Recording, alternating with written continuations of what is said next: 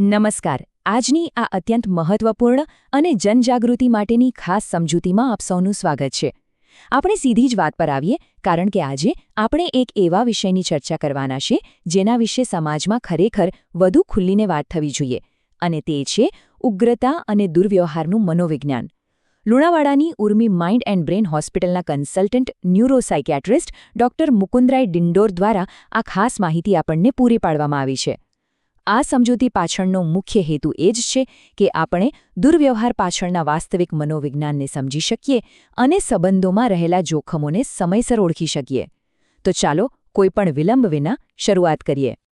આજે આપણે મુખ્યત્વે આ 5 બાબતો પર ફોકસ કરીશું. પહેલું, નિયંત્રણની ગતિશીલતા. બીજું, ઉગ્રતાના કારણો. ત્રીજું, ખતરાના સંકેતો. ચોથું, છેતરપિંડી અને બહાના. અને છેલ્લે, સુરક્ષાને કેવી રીતે પ્રાથમિકતા આપવી. આખી વાતને આપણે એક પછી એક બહુ જ સરળ રીતે સમજીશું. તો ચાલો આપણા પહેલા અને સૌથી પાયાના મુદ્દાથી શરૂઆત કરીએ. નિયંત્રણની ગતિશીલતા, એટલે કે જ્યારે સંબંધમાં સત્તા સ્નેહની જગ્યા લઈ લે છે. સામાન્ય રીતે આપણને એવું લાગતું હોય છે કે સંબંધોમાં જે કંઈ પણ થાય છે તે ક્યાંક ને ક્યાંક પ્રેમ સાથે જોડાયેલું છે, પણ ક્લિનિકલ વાસ્તવિકતા સાવ અલગ છે. અને આ વાત ખરેખર આશ્ચર્યજનક છે. દુર્વ્યવહાર કરનાર વ્યક્તિ માટે સંપૂર્ણ નિયંત્રણ એ પ્રેમ કરતાં હંમેશા વધુ મહત્વનું હોય છે. હા, બિલકુલ સાચું સાંભળ્યું.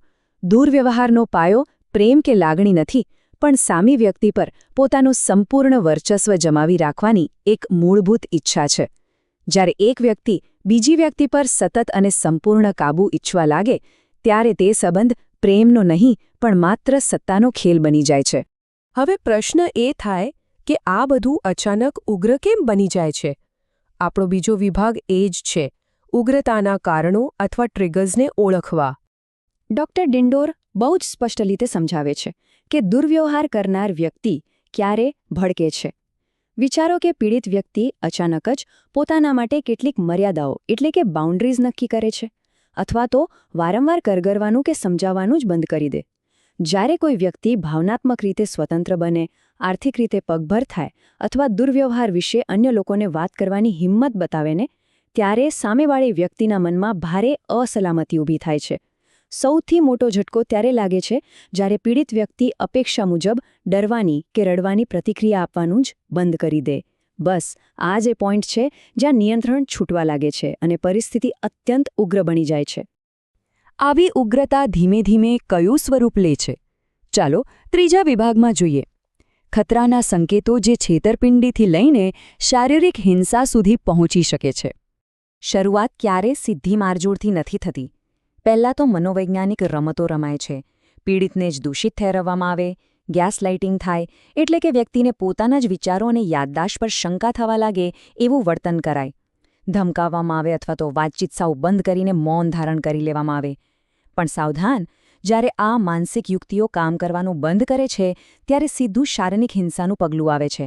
અચાનક મોટેથી બૂમો પાડવી, રસ્તા રોકીને ઊભા રહી જવું, બળજબરીથી હાથ પકડવો, આસપાસની વસ્તુઓ તોડવી અને છેવટે સીધી હિંસા. આ એ વાતનો પુરાવો છે કે પરિસ્થિતિ કેટલી ઝડપથી હાથમાંથી સરકી શકે છે. આ બધામાં એક એવી ચેતવણી છે જેને ક્યારેય અવગણવી ન જોઈએ. એકદમ સ્પષ્ટ લાલ બત્તી એટલે કે severe red flag. Doctor Dindor ભારપૂર્વક જણાવે છે કે જો કોઈ વ્યક્તિ ગળું દબાવવાનો કે ગુંગળાવવાનો પ્રયાસ કરે તો આ સામાન્ય ગુસ્સો બિલકુલ નથી. આ સૌથી ખતરનાક અને જીવલેણ સંકેતોમાંનો એક છે. શા માટે આટલી ગંભીર ચેતવણી? કારણ કે ક્લિનિકલ સંશોધનો બહુ જ ચોંકાવનારી વાસ્તવિકતા દર્શાવે છે.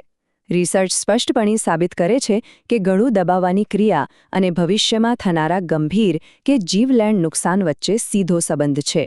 જે સંબંધમાં હિંસા આ સ્તર સુધી પહોંચી જાય, ત્યાં ભવિષ્યમાં જીવ જવાનું જોખમ અનેક ગણો વધી જાય છે. આને ફક્ત એકવાર ગુસ્સો આવી ગયો હતો એમ માનીને ક્યારેય હળવાશથી લઈ શકાય નહીં. હિંસા થઈ ગયા પછી શું થાય છે? આપણો ચોથો વિભાગ એ જ જટિલ મનોવિજ્ઞાનને ખુલ્લું પાડે છે: છેતરપિંડી અને બહાના. હિંસા પછીનો માહોલ એકદમ જ બદલાઈ જાય છે. પીડિતને લાગે કે હવે વધારે ઝઘડો થશે, પણ ના. દુર્વ્યવહાર કરનાર વ્યક્તિ અચાનક એક નવી યુક્તિ અપનાવે છે. તેઓ ધ્રુસકે ને ધ્રુસકે રડવા લાગે, વારંવાર માફી માંગે, એવું કહે કે ઓફિસનો બહુ જ તણાવ હતો એટલે આવું થઈ ગયું અને હવે પછી ક્યારેય આવું નહીં થાય એવા મોટા મોટા વચનો આપે. આ બધું શા માટે? માત્ર ને માત્ર પીડિતના મનમાં ઊંડી મૂંઝવણ ઊભી કરવા માટે, જેથી પીડિતને એવું લાગવા માંડે કે ખરેખર પેલી વ્યક્તિ દિલથી પસ્તાવો કરી રહી છે અને કદાચ પોતાનાથી જ કોઈ ભૂલ થઈ ગઈ હતી.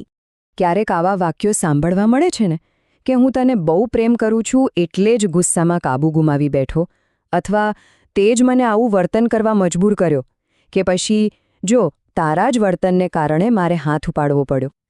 જરા ધ્યાનથી વિચારો, આ વાક્યોમાં ક્યાંય પોતાની ભૂલ સ્વીકારવાની વાત છે જ નહીં.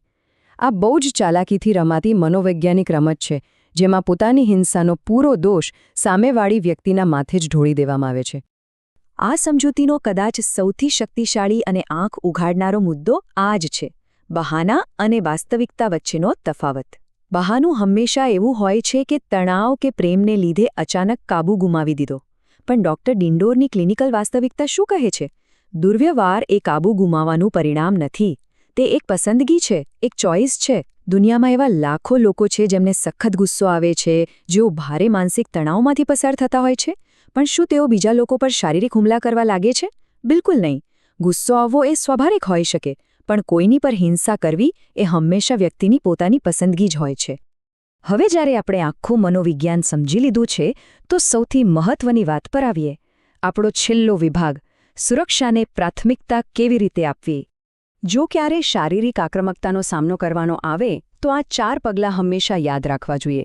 સૌથી પહેલું, આક્રમક વ્યક્તિને એ સમયે સમજાવવાનો કે દલીલ કરવાનો જરાય પ્રયાસ ન કરવો. શારીરિક સુરક્ષા સૌથી વધુ અગત્યની છે, એટલે તરત જ ત્યાંથી દૂર ખસી જવું.